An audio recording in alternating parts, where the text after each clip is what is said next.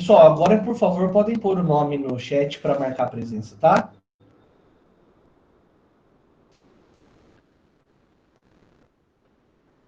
Beleza. Ó, falando então de solução pacífica de controvérsias, tema que vai envolver assuntos que vocês já conhecem, porque eu sei que vocês já tiveram aula de mediação, conciliação e meios alternativos aí de solução de litígios, né? Então nós vamos usar alguns desses conhecimentos hoje.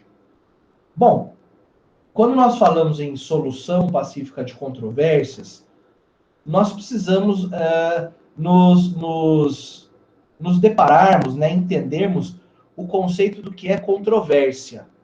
Eu já falei em outras aulas, mas bem en passant, né? Então hoje nós vamos falar o conceito e a partir dele nós vamos estudar os meios de solução de controvérsias. Pois bem, controvérsia para o direito internacional público, turma, e esse é um conceito que existe desde 1924, tá? É uma... A controvérsia é qualquer desacerto, qualquer descompasso que exista envolvendo estados soberanos, né? Pode ser, por exemplo, com relação à aplicação de um tratado, pode ser uma controvérsia de cunho político, econômico, jurídico. Então, veja que não necessariamente controvérsia é algo grave, né? Nós não necessariamente precisamos estar falando aí de conflitos armados, situações graves. Qualquer desacerto, qualquer litígio envolvendo essas áreas das quais lhes falei, já serve como controvérsia. Isso precisa ser solucionado. Claro que a solução pacífica sempre deve ser buscada, né? Inclusive no artigo 33 da Carta da ONU, nós verificamos lá o seguinte ditame legal. As partes em uma controvérsia que possa vir a constituir uma ameaça à paz e à segurança internacionais procurarão, antes de tudo, chegar a uma solução por negociação, inquérito, mediação, conciliação, arbitragem, solução judicial, recurso a entidades ou acordos regionais, ou a qualquer outro meio pacífico à sua escolha. Então nós vemos que o artigo ele elenca alguns meios, ele dá sugestão de alguns meios, e ao final tem uma cláusula aberta. Qualquer outro meio, desde que seja pacífico. Né? Então, claro, só para reafirmar, sempre a preferência por uma solução pacífica. Pois bem, nesse aspecto nós temos meios diplomáticos, meios políticos e meios judiciais. Repito, nós temos como métodos pacíficos meios diplomáticos, meios políticos e meios judiciais.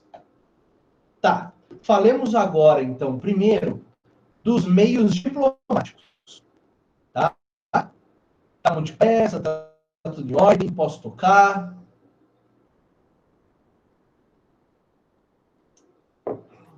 Pode tocar, professor. Então vamos que vamos. Ó, o primeiro meio diplomático é a negociação direta. É aquilo que nós chamamos também de autocomposição. Então, as partes em litígio, por intermédio dos seus representantes, chegam a um bom termo, né? Chegam à composição. Sem interferência de terceiros, sem interferência de nenhum outro Estado ou organização. Os próprios litigantes diretamente solucionam o caso por intermédio de negociação. Então, esse é o primeiro meio diplomático. O segundo meio diplomático são os bons ofícios. Nos bons ofícios, uma terceira parte se oferece para aproximar os litigantes. Tão somente isso. Um exemplo de bons ofícios que a gente pode trazer, também foi falado muito rapidamente já em outras aulas, foi o caso, por exemplo, de quando o Brasil declarou-se independente de Portugal. Portugal, a princípio, não aceitou. Então, houve aí uma controvérsia internacional relativa à independência do Brasil. O Reino Britânico se ofereceu para aproximar Brasil e Portugal para que houvesse aí uma solução pacífica dessa controvérsia, desse litígio. Esse é um bom exemplo dos bons ofícios. Terceiro método diplomático é a mediação. Assunto que eu sei que vocês já dominam. Já tiveram aula disso com a professora Daniela. Então, aqui nós só vamos relembrar rapidamente alguns conceitos, né?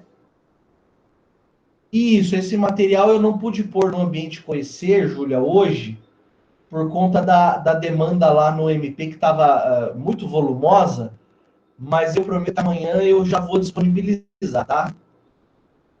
Peço desculpas aí pela falta. Beleza. Ó, na mediação, tranquilo, então, beleza. Valeu.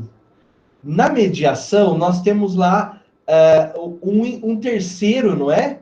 Que atua no sentido de ajudar as partes a chegarem a um bom termo. Ajudar as partes a chegarem a um resultado satisfatório. Importante lembrar, turma, que na mediação, o mediador não propõe solução.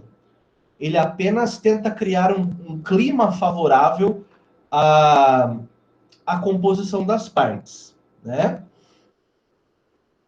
Por outro lado, nós temos a conciliação, que também é um terceiro interveniente, que também aproxima as partes, não é? Mas a diferença entre conciliação e mediação é que o conciliador ele pode propor solução ao caso.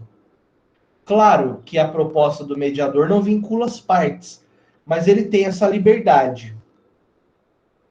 No direito internacional, é possível que haja uma comissão de conciliadores, uma junta de conciliadores que vai atuar nesse litígio internacional, né?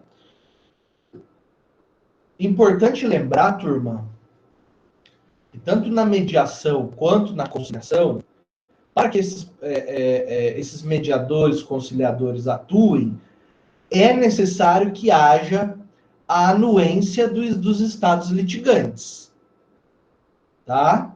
Então, essa anuência prévia à atuação do mediador e do conciliador. Como sempre acontece no direito internacional público, é preciso que os estados soberanos manifestem o seu consentimento, não é verdade? Aí nós temos, para finalizar os meios diplomáticos, o inquérito. O inquérito ele tem natureza investigativa, né? No sentido de coligir, de juntar elementos referentes àquela controvérsia, e o inquérito ele vem antes dos outros meios de solução de controvérsias. Quem pode conduzir o inquérito?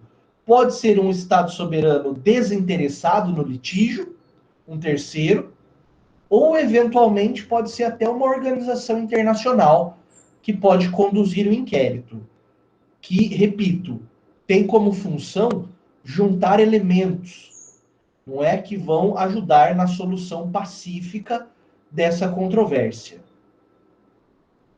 Joia. Então, recapitulando, nós vimos os meios diplomáticos. Perdão.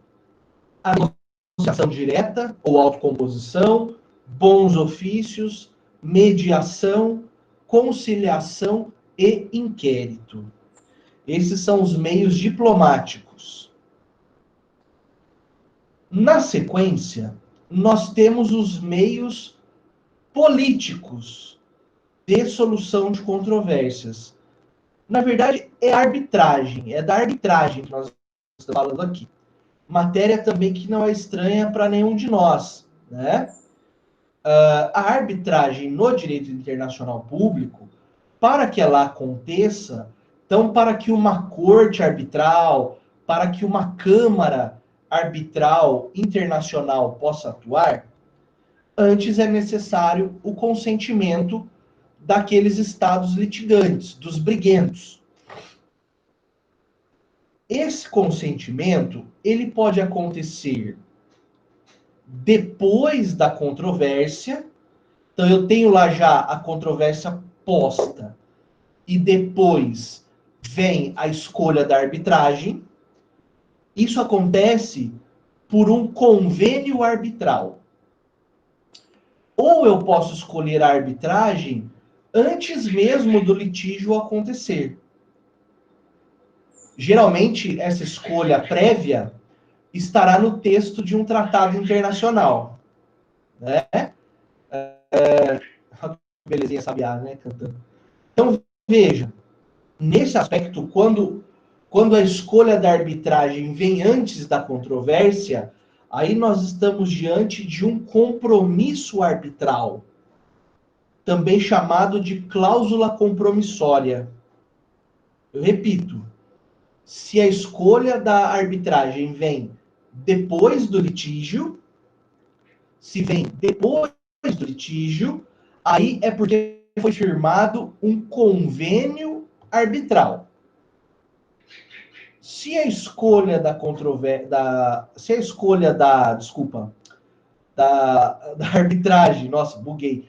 Se a escolha da arbitragem vem antes da controvérsia, aí nós estamos diante de um compromisso arbitral, também chamado cláusula compromissória. Certo? Tá.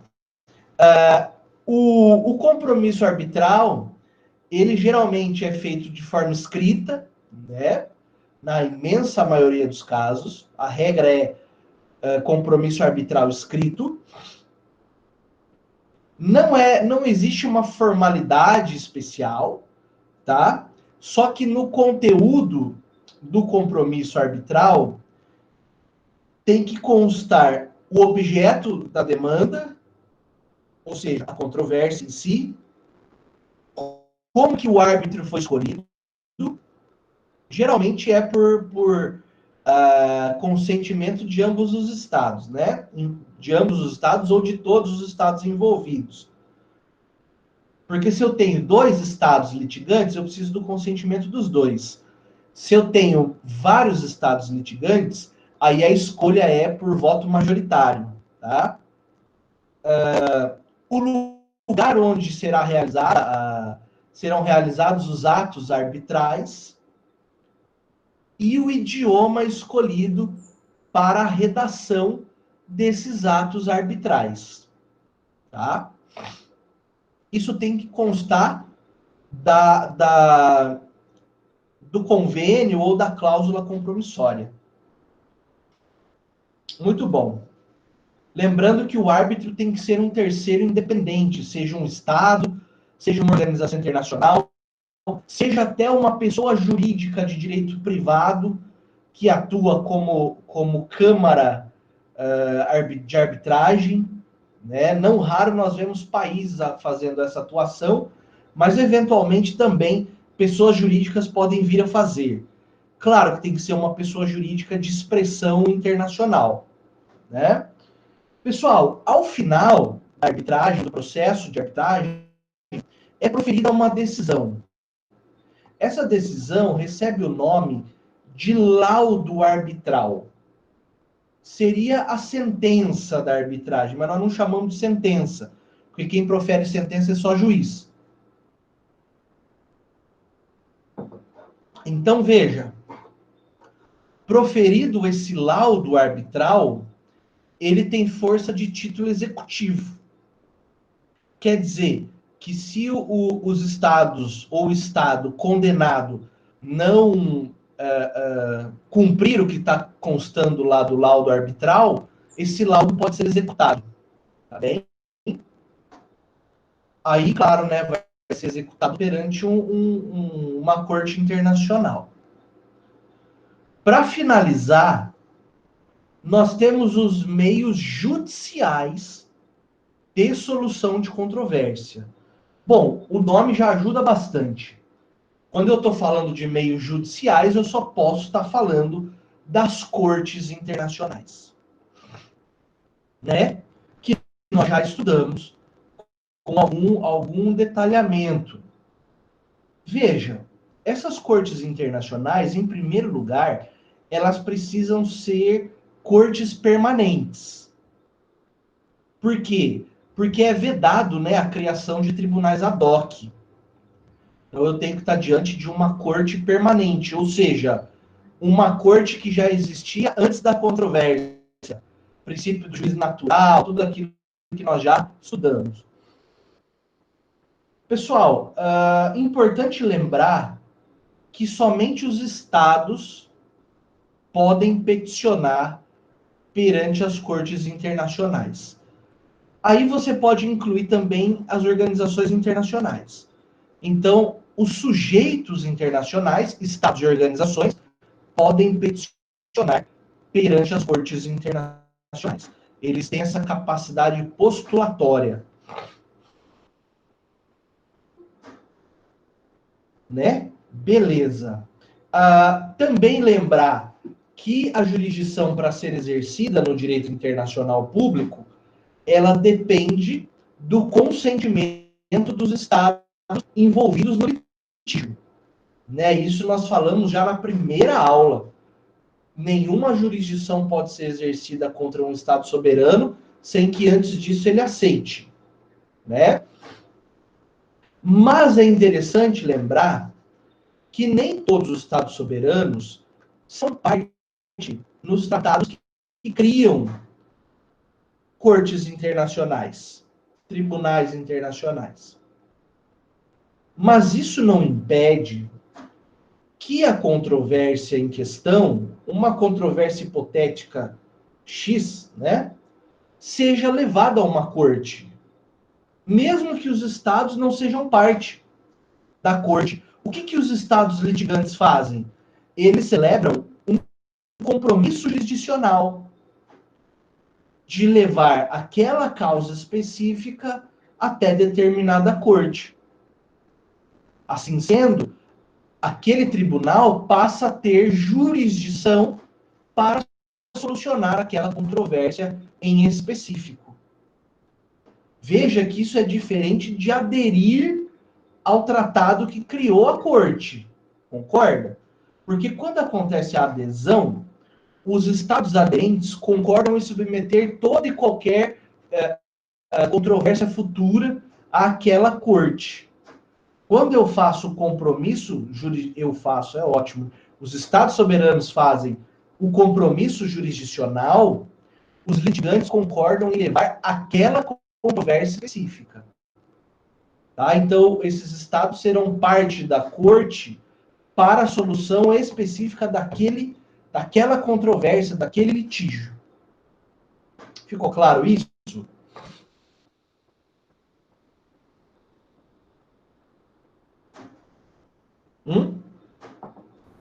Sim. A Estefânia tá não. Pois não ouvi, Bruna? Não, eu falei que sim, mas a Estefânia falou que não. Então vamos lá. O que eu quis dizer, o que a doutrina quer dizer, que o direito internacional possibilita, é que mesmo que os estados não sejam parte de uma corte, vou tentar com um exemplo. Vamos supor estado A e B tem uma controvérsia econômica, por exemplo. Só que nem o estado A, nem o estado B são partes da Corte Internacional de Justiça. significa dizer, a princípio, que eles não aceitam a jurisdição da Corte Internacional de Justiça. Mas, para esse problema econômico específico, tanto o Estado A quanto o Estado B resolvem juntos levar essa causa até a Corte Internacional de Justiça. Para isso, eles assinam aquilo que é chamado de compromisso jurisdicional. Grosseiramente falando, é como se eles colocassem no papel algo mais ou menos assim: olha, a Corte Internacional de Justiça, nós aceitamos que você resolva essa controvérsia e aplique o direito no caso concreto aqui. Embora nós não aceitemos amplamente a sua jurisdição, para esse caso específico de cunho econômico, nós pedimos que você, Corte Internacional, julgue o caso. Isso se chama compromisso jurisdicional e possibilita, então, o exercício de jurisdição por uma Corte Internacional. Melhorou? Legal. Mais alguém tem dúvida, turma?